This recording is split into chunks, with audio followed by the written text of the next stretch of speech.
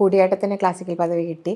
അപ്പോൾ ഞാനിങ്ങനെ ആലോചിക്കുകയാണ്, കഥകളിയുണ്ട്, നാടകത്തിനകത്ത് പെർഫോമൻസ് ആർട്സിനകത്ത് ഒരു ഇൻ്റഗ്രൽ റോള് പ്ലേ ചെയ്യുന്ന ഒരു ആർട്ട് ഫോമാണ് നാടകം.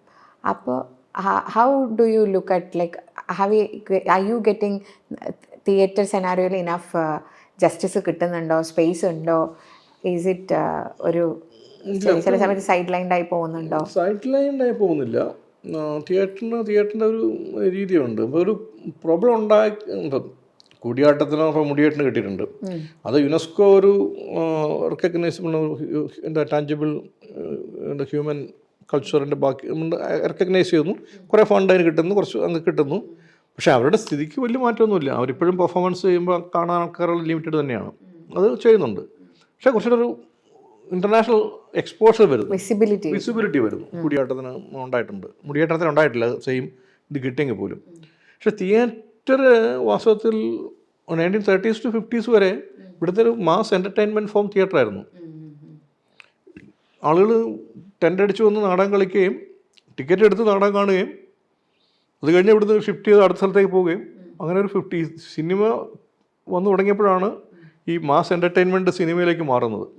പോപ്പുലർ എൻ്റർടൈൻമെൻറ്റ് എന്നുള്ള സംഗതി ഇവിടെ സംഗീത നാടകങ്ങളും തിയേറ്ററും തന്നെയായിരുന്നു. ഈവൻ ഇപ്പം കരുണ എന്നൊക്കെ ഉള്ള നാടകങ്ങൾ ചെയ്തൊക്കെ ടിക്കറ്റ് എടുത്താണ് കണ്ടിട്ടുള്ളത്.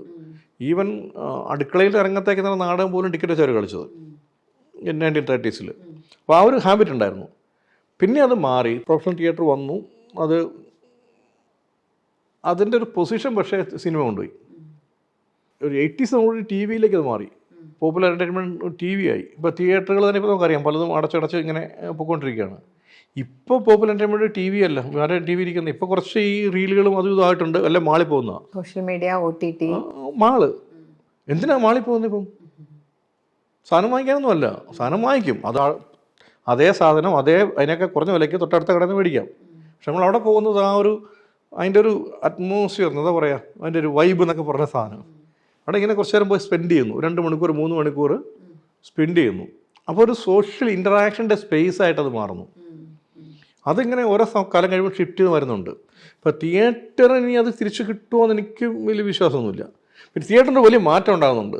പണ്ട് ഈ പോപ്പുലർ തിയേറ്റർ ചെയ്തപ്പോഴാണ്, അപ്പോൾ ഞാനൊക്കെ ആദ്യകാലത്തൊക്കെ നാടകം ചെയ്യുമ്പോൾ 1000 പേരൊക്കെ കാണാൻ വന്നാൽ എനിക്ക് വലിയ സന്തോഷമാണ്. ഇപ്പോൾ ചെയ്യുന്ന നാടകങ്ങൾ കാണാൻ എനിക്കൊരു 250 പേരെ മതിയെന്നാണ്. 500 പേരെ വന്നാൽ എനിക്ക് വിഷമമാവും. ഇവരെ ഞാൻ എങ്ങനെ ഇരുത്തി കാണിക്കും? So we can do the next show എന്നല്ലേക്ക് മാറും. ഇപ്പോൾ തിയേറ്റർ പക്ഷേ ഇൻറ്റിമേറ്റ് കമ്മ്യൂണിക്കേഷൻ, തിയേറ്ററിനെ റീഡിഫൈൻ ചെയ്യുകയാണ്.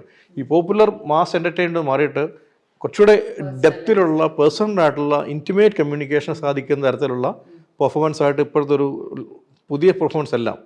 I M not speaking about ഇപ്പോഴത്തെ ഒരു കമേഴ്ഷ്യൽ അല്ലെങ്കിൽ പ്രൊഫഷണൽ നാടകത്തെ പറ്റിയെല്ലാം പറയുന്നത്. മെയിൻ സ്ട്രീം തിയേറ്ററിനെ കുറിച്ചല്ല പറയാം.